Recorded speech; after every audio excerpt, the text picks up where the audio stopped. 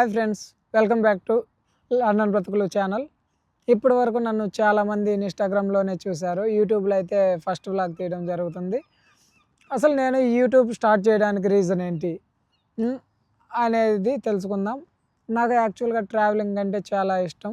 ఇప్పటివరకు almost 14 countries cover చేశాను, కానీ ఏ ఒక్క కంట్రీ కూడా వీడియోలు అయితే ఫుల్ లెంత్ వీడియోలు అయితే తీయలేదు. అన్నీ కూడా యూట్యూబ్లో షార్ట్స్ తీసి అప్లోడ్ చేశానే తప్ప సో నేను ఏ వీడియోలు తీయలేదు.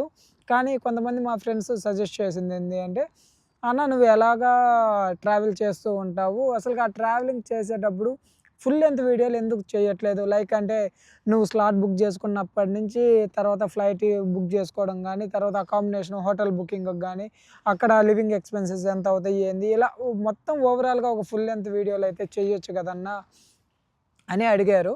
సరే ఎట్లా మనం ఫ్యూచర్లో కూడా కంట్రీస్ కవర్ చేస్తాం కాబట్టి సరే అని చెప్పేసి నేను యూట్యూబ్ స్టార్ట్ చేయడం జరిగింది.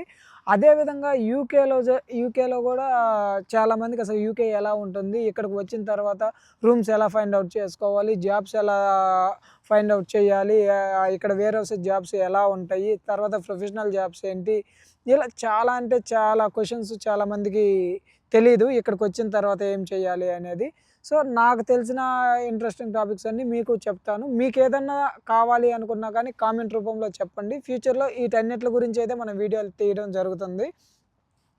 సో మెయిన్ అసలుకి ఈ వీడియో తీయడానికి ఈ రీజన్ ఏంటి అంటే, అందరూ నన్ను ఇన్స్టాగ్రామ్లో అన్న మీ ప్రాపర్ ఎక్కడ, అసలు నీ గురించి ఏమీ తెలియదు అన్న, నీ ఎడ్యుకేషన్ బ్యాక్గ్రౌండ్ ఏంటి, నీ ఏదో మూవీస్ తీసావు, ఆ మూవీస్ అసలు ఎందుకు మళ్ళీ అటు నుంచి ఇటు వచ్చావు, తర్వాత లండన్ రావడానికి రీజన్ ఏంటి, ఇలా చాలా క్వశ్చన్స్ అడిగారు. సరే వీటన్నిటి గురించి క్లారిఫికేషన్ చేద్దామని అయితే ఈ ఫుల్ లెంత్ వీడియో తీయడం జరుగుతుంది. సరే ఫస్ట్ వచ్చేసి మా బాల్యం అనమాట. సో నా చిన్ననాటితనం. నా పేరు వంశీకృష్ణ. నా ఊరు వచ్చేసి బడేవారిపాలెం గ్రామం, ఒక చిన్న పల్లెటూరు.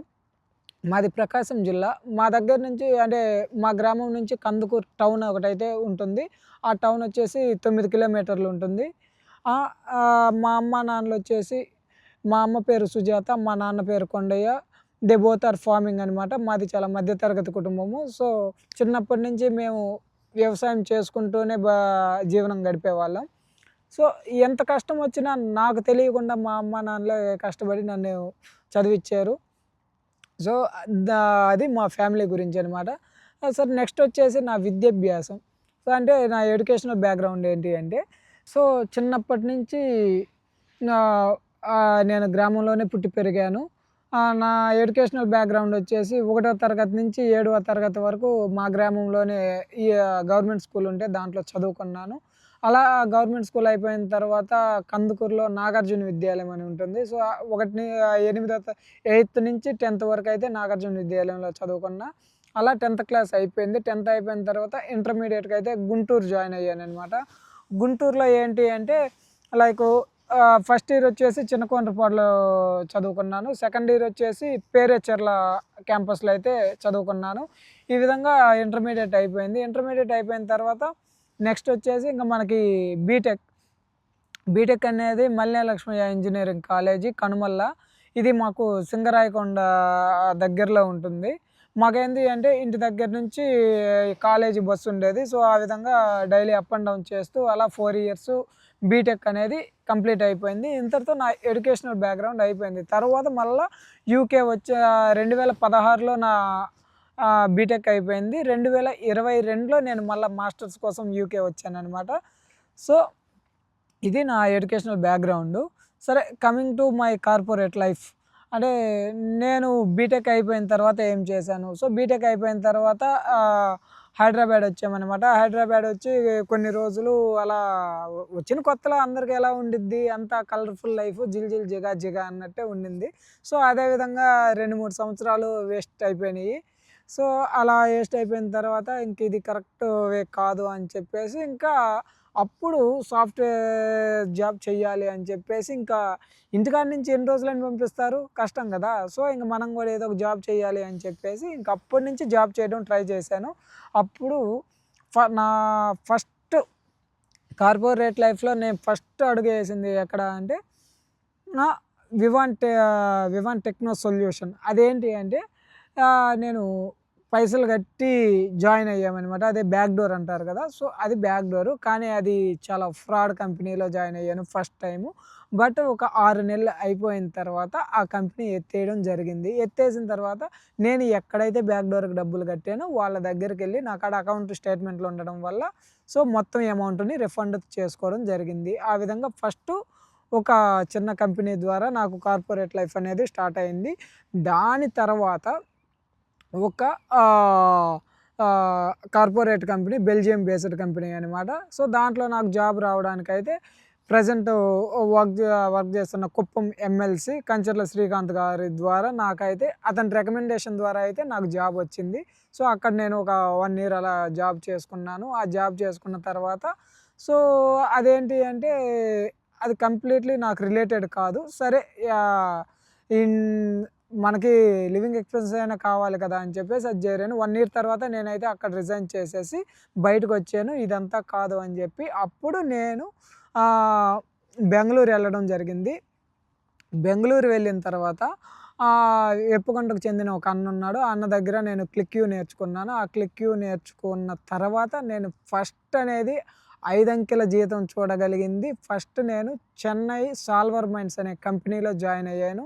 ఆ కంపెనీలో జాయిన్ అవ్వడానికి కూడా ఆ అన్న చాలా హెల్ప్ చేశాడు. లైక్ ఇంటర్వ్యూ దగ్గర నుంచి నాకు చాలా హెల్ప్ చేశాడనమాట. సో, ఆ విధంగా నేను ఫస్ట్ ఎంఎన్‌సీలో అయితే అడుగు పెట్టడం జరిగింది. ఫస్ట్ నా కంపెనీ సాల్వర్ మైన్స్. సో, చెన్నైలో ఉంటుంది. అలా ఆ సాల్వర్ మైన్స్‌లో కొంత ఎక్స్‌పీరియన్స్ వచ్చింది. ఆ ఎక్స్‌పీరియన్స్ వచ్చిన తర్వాత అది మొత్తం సపోర్ట్ ప్రాజెక్ట్ అనమాట. సో, అది నాకు చాలా బాగుంది అనిపింది. ఫస్ట్ టైం కాబట్టి సో, ఓకే. ఫైన్ బానే ఉండింది. అది అయిపోయిన తర్వాత నేను టెక్నోసాఫ్ట్ అనే కంపెనీలో వర్క్ చేశాను. అది కొన్ని రోజులు చేశాను. తర్వాత ఇంకా మళ్ళా బెటర్ జాబ్స్ కోసం చూస్తూ ఉండంగానే ఐబీఎం అనే కంపెనీలో నాకైతే కాల్ వచ్చింది. Interview call. సో, అది నేను అటెండ్ అయ్యాను. అటెండ్ అయితే సో, ఓకే. మొత్తం టెక్నికల్‌గా క్లియర్ అయిపోయింది. ఈ టెక్నికల్‌గా క్లియర్ అవ్వడానికి కూడా నాకు హెల్ప్ చేసింది మన శ్రీనాథ్ అండ్ శ్రీనన్న. సో, ఈళ్ళిద్దరూ నాకు ఇంటర్వ్యూ గానీ, లైక్ జాబ్ వచ్చిన తర్వాత నాకు వర్క్ చేసుకునేటప్పుడు సపోర్ట్ ఇవ్వడం గానీ, నిజంగా వీళ్ళ ద్వారా నేను ఐబీఎం కంపెనీలో ఆల్మోస్ట్ 1 ఇయర్ దాకా వర్క్ చేశాను. సో, ఈ విధంగా నేను కార్పొరేట్ లైఫ్ అనేది లీడ్ చేశాను. అది అయిపోయిన తర్వాత సో, ఆ టైంలో మేమేందంటే మల్టిపుల్ జాబ్స్ చేసాము. అందువల్ల కొంచెం ప్రాబ్లమ్ గూడా ఇప్పుడు అవుతుంది అంట. సో, ఇంకా అది అట్లా అయిపోయింది. అయిపోయిన తర్వాత నేను యూకేకి మొదలుపెట్టాను. సో, ఈ మధ్యలో ఏంటి అంటే మనకి ఆల్రెడీ సినిమాల మీద ఇంట్రెస్ట్ ఉంది. కానీ మనకి కాంటాక్ట్ పర్సన్ లేదు. సో, ఈ మధ్యలో మన మధ్య తరగతి కుటుంబంలో ఎలా ఉంటుంది అంటే నువ్వు జాబ్ చేస్తూ నువ్వేం చేసుకున్నా ఎవరు అడగరు. కానీ నేను ఈ సినిమాల మీదే పోతాను అంటే మాత్రం కష్టం గదా! సో, ఆ టైంలో మనం ఏం చేసాము అంటే నాకు సినిమా మీద ఉన్న పిచ్చితో నేను ఒక అకాడమీలో చేరాననమాట. ఫిల్మ్ ఇన్‌స్టిట్యూట్ అకాడమీలో చేరాను జూబ్లీ హిల్స్‌లో. ట్రైనింగ్ తీసుకున్నాను. ట్రైనింగ్ తీసుకున్న తర్వాత అప్పుడు మా ఇంటూరు వాసన్న దగ్గరికెళ్ళాననమాట. అన్న ఇలా నేను సినిమాల్లోకి రావాలని ఉంది కమెడియన్‌గా. సో, నాకు ఏమన్నా అవకాశం ఉందా అని అడిగితే, సో, మా నుండి నేను నీకు డైరెక్షన్ డిపార్ట్మెంట్ అవైతే నేర్పిస్తానురా. సో, నీకేదన్నా రోల్ అంటే ఆల్రెడీ ఇప్పుడు ప్రెజెంట్ ఉన్న ప్రాజెక్ట్‌లో అందరిని అలకట్ చేసున్నాము. కొత్త వాళ్ళకైతే ఏం లేదు.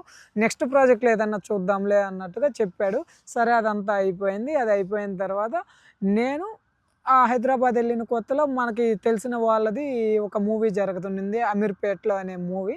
సో, ఆ మూవీ ద్వారా నేను ఫస్ట్ అయితే 70 ఎంఎం స్క్రీన్‌కైతే 60 ఎంఎం స్క్రీన్‌కైతే నేను ఫస్ట్ పరిచయం అవ్వడం అయితే 'అమీర్పేట్‌లో' అనే మూవీ ద్వారా చిన్న బ్యాక్‌గ్రౌండ్‌లో ఒక క్యారెక్టర్ ఇచ్చారు. డైలాగులు ఏం లేవు. సో, అది నా ఫస్ట్ మూవీ అనమాట. నెక్స్ట్ వచ్చేసి 'అమ్మాయిలు అర్థం కారు' అనే మూవీలో మంచి రోలే వచ్చింది. బట్ కాకపోతే కొంచెం లెంత్ కూడా ఉంది. ఆ సినిమా అయితే రిలీజ్ అవ్వలేదు. ఆ విధంగా నేను 2 మూవీస్‌లో అయితే నటించాను ఇండియాలో ఉన్నప్పుడు. తర్వాత మధ్యలో జబర్దస్త్ అనే ఆడిషన్స్‌కి వెళ్ళాను. మల్లెమాల ప్రొడక్షన్స్ వాళ్ళది తెలిసిన ఒక అన్న ఉంటే, ఆ అన్న ద్వారా నేను ఆడిషన్స్‌కి వెళ్ళాను. ఆడిషన్స్‌కి వెళ్తే అక్కడ మనం సెలెక్ట్ అవ్వలేకపోయాము. సో, ఆ విధంగా సినిమా ఇండస్ట్రీలోకి కూడా ఎంటర్ అయ్యామనమాట. అదంతా అయిపోయిన తర్వాత ఇంకా సాఫ్ట్‌వేర్ జీవితం కూడా అక్కడితో ముగిసింది ఐబీఎంతో. తర్వాత మనం యూకే రావడం జరిగింది. సో, ఇలా యూకే రావడానికి రీజన్ ఏంది అంటే, సో, నాకు ఇంట్లో ఉన్న ఆర్థిక సమస్యల వల్ల యూకే రావడం జరిగింది. ఇక్కడికి రావడానికి గూడా నాకు ముఖ్య కారణం వచ్చేసి మా గ్రామానికి చెందిన నల్లూరి వెంకట నరసింహం మామ. అతను నాకు ఆర్థికంగా హెల్ప్ చేశాడు. అందువల్ల మనం ఇక్కడి దాకా వచ్చాము. ఇక్కడి దాకా ఉన్నాము కూడా. సో, ఈ విధంగా నేను పల్లెటూరులో పుట్టి పట్నం దాకా ఇలా వచ్చాననమాట. ఇక్కడికొచ్చి నా జీవితంలో కూడా నేను యూకే వస్తానని ఎప్పుడూ అనుకోల. ఆ బడేవారిపాలెంలో ఆ అరుగుండిద్ది. ఆ అరుగు మీద కూర్చుంటా. మనకి మహా అయితే హైదరాబాదు, బెంగుళూరు, చెన్నై ఇవి తప్ప నేను ఇండియాలో ఉన్నప్పుడు ఏది చూడలేదు. కానీ వన్స్ ఇక్కడికొచ్చిన తర్వాత అసలు ఇన్ని కంట్రీలు చూస్తానని కూడా నేనైతే ఎక్స్‌పెక్ట్ చేయలేదు. నిజంగా నాకైతే అసలు ఇదంతా ఒక కల. నా కలలో కూడా నిజంగా ఎప్పుడూ కూడా అనిపించలేదు. నేను యూకే రావడం, యూకే వచ్చి నాకు ఇన్ని కంట్రీలు కవర్ చేస్తాను. నిజంగా చెప్పాలంటే నాకు ఇంగ్లీష్ కూడా రాదు. ఏదో మేనేజ్ చేస్తా ఉంటాను. అట్లా పోతా ఉండిద్ది. మనం తిరగాలనే సంకల్పం ముందు ఇవన్నీ నథింగ్ అనేది నాకు ఇక్కడికొచ్చిన తర్వాత అర్థమైంది. సో, ఈ విధంగా నా కెరియర్ అనేది నడుస్తూ ఉంది. ఇప్పటివరకైతే బానే ఉంది. సో, ఇంకా ఫ్యూచర్‌లో కూడా చూడాలి ఎలా ఉంటుంది, ఏంది అనేది. సో, ఇక్కడికొచ్చాను. మాస్టర్స్ అయిపోయింది. సో, ఇప్పుడు సాఫ్ట్‌వేర్ జాబ్ ఇండియాలో ఉన్న ఎక్స్‌పీరియన్స్‌ని బేస్ చేసుకొని ఇక్కడ ట్రై చేస్తున్నాను. ఏదైనా వస్తే అనౌన్స్‌మెంట్ చేద్దాము. సో, అది సంగతి. ఇంకేదన్నా మీకేదన్నా ఎటువంటి టాపిక్స్ దేని గురించన్నా కావాలన్నా చెప్పండి. మనం ఫుల్ లెంత్ వీడియోలు అయితే చేద్దాము. మళ్ళా మరొక మంచి వీడియోతో అయితే మీ ముందుకైతే వస్తాను. ఇంకా ఈ వీడియో చూస్తూ స్టిల్ ఎవరు కూడా ఇంకా ఏదన్నా సబ్స్క్రైబ్ అవ్వకపోతే మర్చిపోతారేమో. మళ్ళీ ఒకసారి గుర్తు చేద్దామని చెప్పేసి చెప్తున్నాను. Please follow our channel London బ్రతుకులు. Thank you guys. Thank you.